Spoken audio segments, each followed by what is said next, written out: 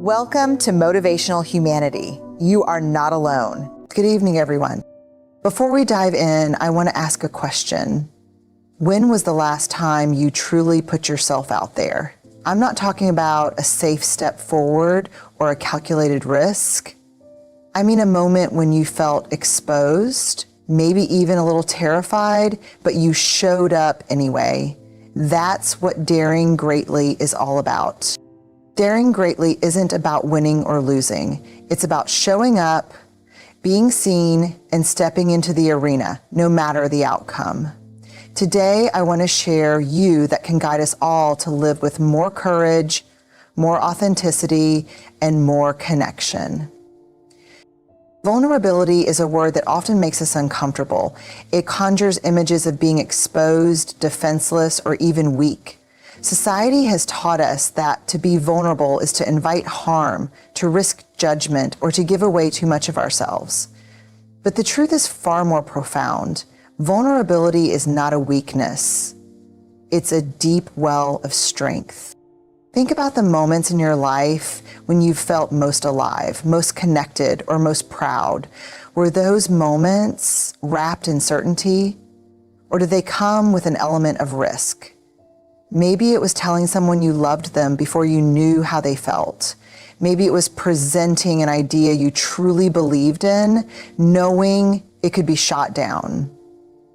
Or perhaps it was admitting you needed help during a time of struggle. Each of these moments required vulnerability, the courage to be seen and to share a part of yourself without knowing how it would be received. Here's the paradox. We admire vulnerability in others, but we fear it in ourselves. When we see someone share their story, speak their truth, or take a leap of faith, we think, wow, that's brave. We respect their openness and relate to their humanity. Yet when it's our turn to take that risk, we hesitate. We tell ourselves, what if they judge me? What if I fail? What if I'm not enough? The reality is that vulnerability is the birthplace of everything we value most in life: love, trust, creativity, and innovation. You cannot love deeply without risking heartbreak. You cannot build trust without allowing someone to see who you really are. You cannot create something meaningful without the possibility of rejection.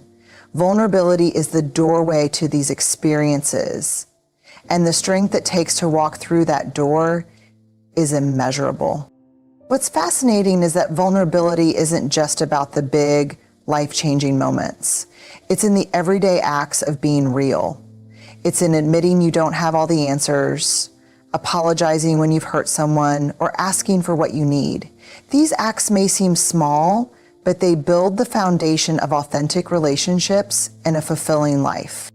Here's what makes vulnerability so powerful. It's the ultimate form of courage. Courage isn't about being fearless, it's about feeling fear and choosing to show up anyway.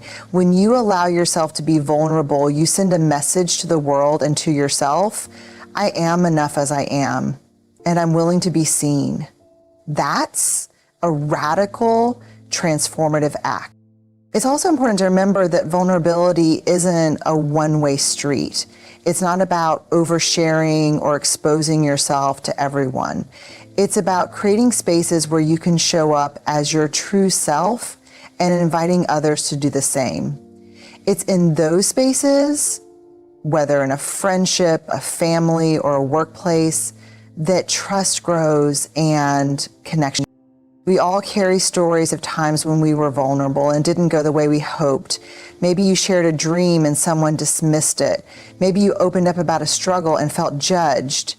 Those experiences can make us retreat, putting up walls to protect ourselves. But the danger of those walls is that while they keep out pain, they also keep out joy, love, and belonging.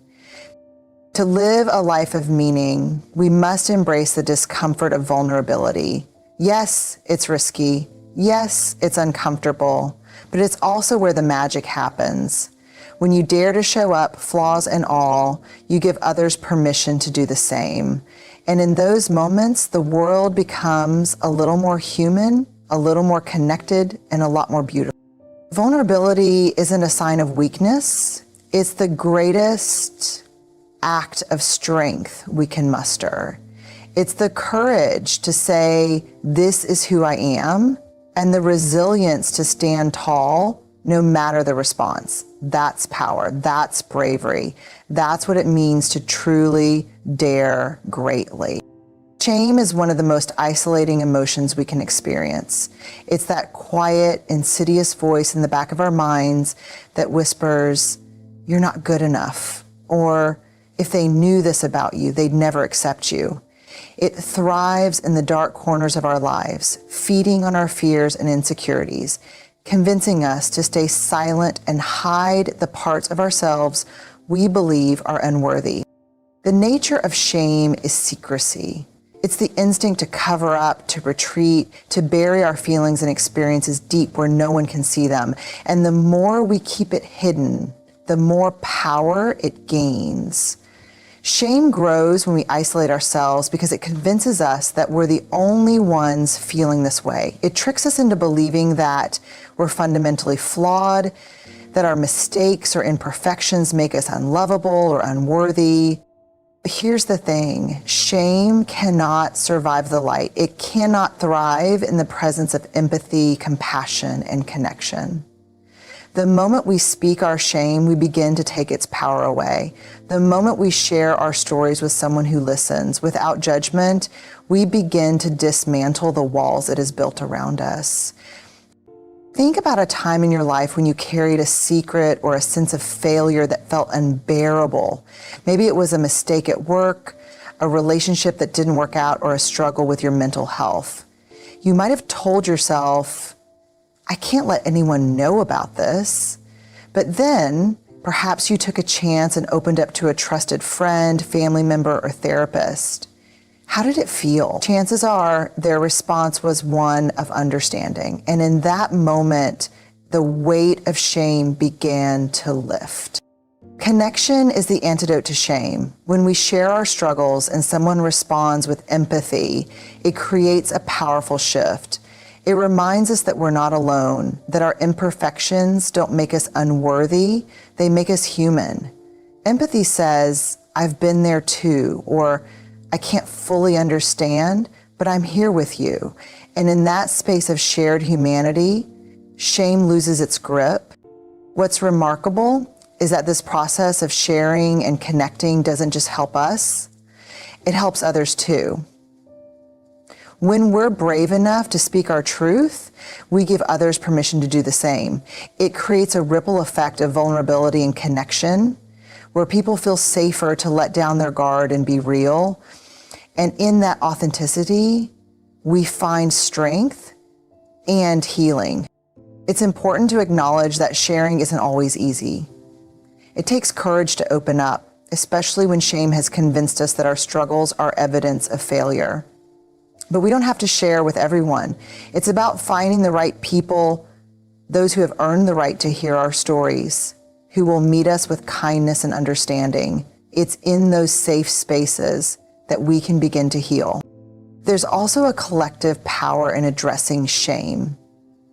When we talk about the things that society deems taboo or shameful, we start to break down the stigma. Whether it's mental health, addiction, body image, or failure, naming these experiences out loud helps to normalize them. It sends a message that we're not broken or alone. We're part of a shared human experience. Shame's greatest weapon is the belief that we're unworthy of love and belonging.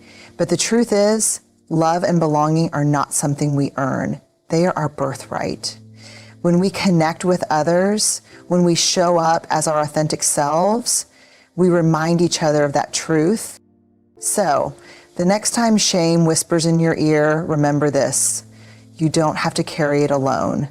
Speak it, share it, and let someone remind you that you are enough. Because in the light of connection, shame cannot survive. Perfection can feel like a worthy goal.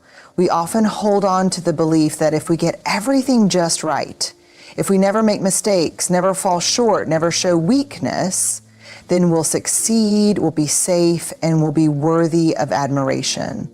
But the truth is, perfection is not only unattainable, it's also a heavy burden that holds us back. When we strive for perfection, we set ourselves up for an impossible standard. Life is messy, unpredictable, and imperfect by nature. Yet when we cling to the idea of perfection, we place limits on ourselves. We hesitate to start projects, pursue dreams, or take risks because we fear falling short of that unreachable ideal. We tell ourselves, I'll start when it's perfect. Or, I can't share this yet. It's not ready. The result, we stall, we procrastinate, we stay stuck in a cycle of planning and tweaking, never fully stepping into action. This obsession with perfection doesn't just slow us down, it can paralyze us. The fear of making a mistake or being judged keeps us from trying at all.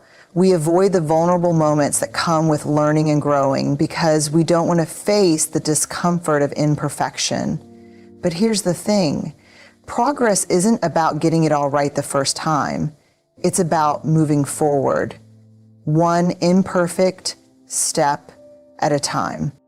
Think about how we learn as children. When a toddler learns to walk, they stumble and fall countless times before they figure it out.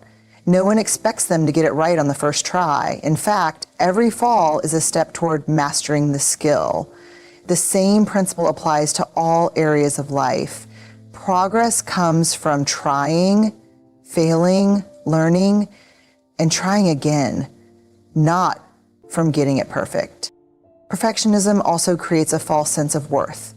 It convinces us that our value lies in what we achieve or how flawless we appear to others. But this is a fragile foundation. No matter how hard we work, there will always be moments when we make mistakes or face criticism. If our sense of self-worth is tied to perfection, those moments can feel devastating. Real strength comes from embracing our imperfections and recognizing that our worth isn't tied to external outcomes. It's intrinsic. Another danger of perfectionism is its impact on creativity and innovation. When we're fixated on getting things just right, we leave little room for experimentation or exploration. Some of the greatest breakthroughs in history happened because someone was willing to take a risk and try something new, even if it meant failing along the way. Creativity thrives in imperfection. It's in the messiness of trial and error that new ideas are born and possibilities emerge.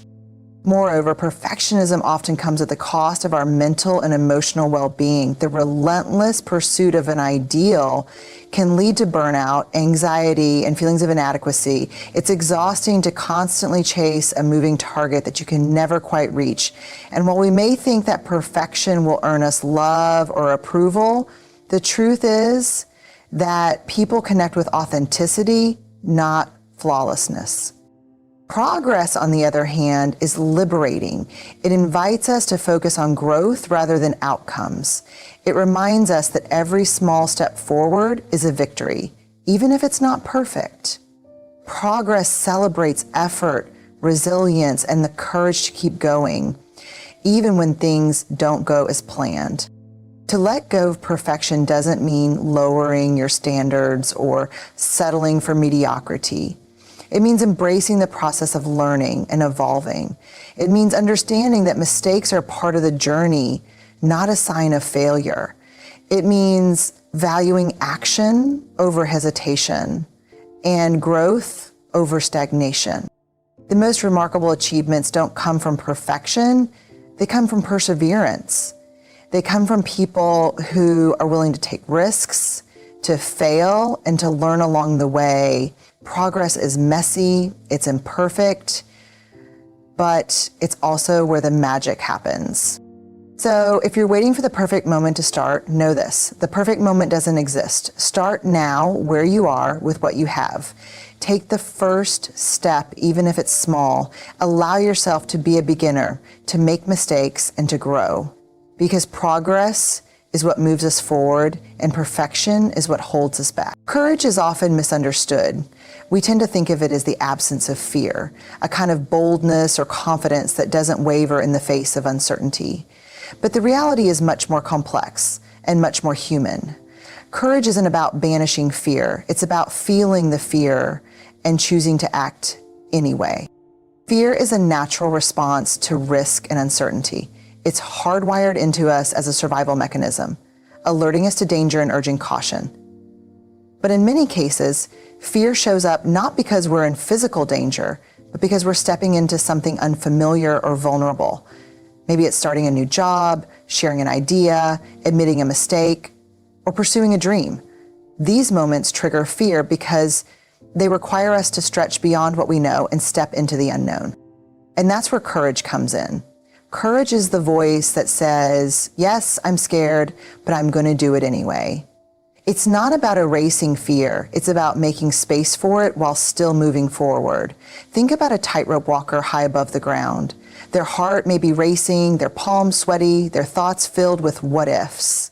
But they take one step, then another, trusting in their ability to navigate the risk. That's courage. In fact, fear and courage are two sides of the same coin. Without fear, courage wouldn't exist. You can't be brave without first feeling the weight of what's at stake. It's the presence of fear that makes an act courageous, because it means you're stepping outside of your comfort zone and doing something that matters. Consider the moments in your life when you've been truly courageous. Maybe you stood up for what you believed in, even though it was difficult. Maybe you asked for help when you were struggling. Maybe you let yourself be vulnerable with someone you care about. In every one of those moments, fear was likely present, and yet you chose to act, to speak, to show up. That's the coexistence of courage and fear. It's also important to recognize that courage doesn't always look dramatic or heroic. Sometimes it's quiet and personal. It's saying yes to an opportunity that scares you. It's saying no to something that doesn't align with your values. It's starting over after a setback, even when doubt creeps in. Courage is found in the small, everyday decisions to face what scares us and keep going. The idea that courage and fear can coexist is freeing because it means we don't have to wait for fear to disappear before we take action. Too often we hold ourselves back thinking, I'll do it when I'm not afraid anymore. But the truth is that moment might never come. Fear doesn't magically vanish. It becomes quieter as we learn to navigate it. And the only way to build that resilience is to step forward even when fear is present. There's a beautiful strength in acknowledging your fear instead of fighting it. When you say, I'm scared and that's okay, you take away some of its power. You stop seeing it as a barrier and start seeing it as a companion on your journey. Fear might be there, but it doesn't get to steer the ship. You do. Courage also grows with practice. The more you face your fears, the more you realize you're capable of handling discomfort and uncertainty. Each time you take a step into the unknown, you build a little more confidence in your ability to navigate it. And over time, fear loses its grip, not because it disappears, but because you've proven to yourself that you can move forward despite it. In moments of fear, it can be helpful to remember your why. Why does this matter to you? Why is it worth stepping into discomfort? Whether it's pursuing a dream, protecting someone you love, or staying true to your values, connecting with your purpose can help you find the strength to act. Courage isn't just about bravery, it's about alignment with what's important to you. Ultimately, courage and fear coexist because they're both part of what it means to be human. Fear reminds us of the risks, while courage reminds us of our capacity to rise to the challenge. Together, they create a dynamic that pushes us to grow, to learn, and to live fully. So the next time you feel fear, don't see it as a sign to stop. See it as an invitation to be courageous. Acknowledge it, feel it, and then take the next step. Because courage doesn't mean you're not afraid. It means you're willing to show up even when you are. Life is full of moments when we face a choice, to step into the arena or to stay on the sidelines. The arena is the space where we risk, strive, create, and dare. It's where we show up and engage with life fully, knowing that we might fail, fall short, or face criticism. It's also where we have the greatest opportunity for growth, connection, and transformation. The arena looks different for everyone. For one person, it might be speaking up for the first time in a meeting. For another, it could be starting a business, creating art, or pursuing a dream they've long held but never voiced. It might even be as personal as apologizing to someone you've hurt or admitting that you need help. Regardless of what the arena looks like, stepping into it requires courage, vulnerability, and a willingness to embrace uncertainty. The transformation that happens in the arena doesn't come from avoiding challenges or staying safe. It comes from engaging with life, even when it's messy and imperfect. When we step into the arena, we open ourselves up to experiences that test us, teach us, and ultimately shape who we are. These moments of risk and effort push us beyond our comfort zones and force us to confront our fears, insecurities, and limitations. And yes, the arena is uncomfortable. It's a space where failure is not just possible, it's likely. But failure is not the opposite of success. It's part of the process. Every stumble, misstep, or rejection holds valuable lessons that we can't learn any other way. The arena isn't about getting it right every time. It's about showing up, trying, and learning from the experience. The critics are always present in the arena. They sit in the stands, quick to point out flaws, pass judgment, and question your choices. Some of these critics are external, people who doubt you, dismiss you, or hold you to impossible standards. But often the loudest critic is the one inside your own head, feeding you doubts and fears. Part of the transformation in the arena is learning to quiet those voices, to focus on your own journey rather than seeking approval or validation from others. One of the most powerful things about the arena is that it doesn't just test us, it reveals us. When we step into the arena, we strip away pretense and step into authenticity. We confront what we're made of, what we value, and what we're willing to fight for. This clarity of purpose is transformative because it aligns us with our true selves and gives us the confidence to keep moving forward, no matter what challenges arise. We are powerful. And in that power, we have the power to stir and sustain a life change. The arena is also where we build resilience. Each time we step in, we gain a little more strength and a little more wisdom. We learn that we're capable of handling setbacks and that failure isn't fatal, it's just a stepping stone on the path to success. Over time, the experiences we have in the arena create a foundation of confidence that allows us to take bigger risks and pursue even greater goals. But the arena isn't just about individual transformation, it's about connection too. When we step into the arena, we invite others to do the same. Our courage inspires their courage, and our willingness to be vulnerable creates space for others to share their own struggles and triumphs. The arena becomes a shared space of growth and support, where we lift each other up and celebrate each other's efforts. Transformation in the arena doesn't happen overnight. It's a process of showing up again and again, even when it's hard. It's about committing to the journey, not just the outcome. And along the way, we discover that the true reward isn't in achieving perfection or avoiding failure. It's in the growth, learning, and self-discovery that come from being brave enough to try. So the next time you find yourself standing on the edge of the arena, hesitant to step in, remember this. Transformation doesn't happen in the stands. It happens in the messy, unpredictable, and beautiful chaos of the arena. You don't have to be perfect to show up. You just have to be willing, because it's not about the outcome. It's about the courage to take the first step. And that courage will change you in ways you never imagined.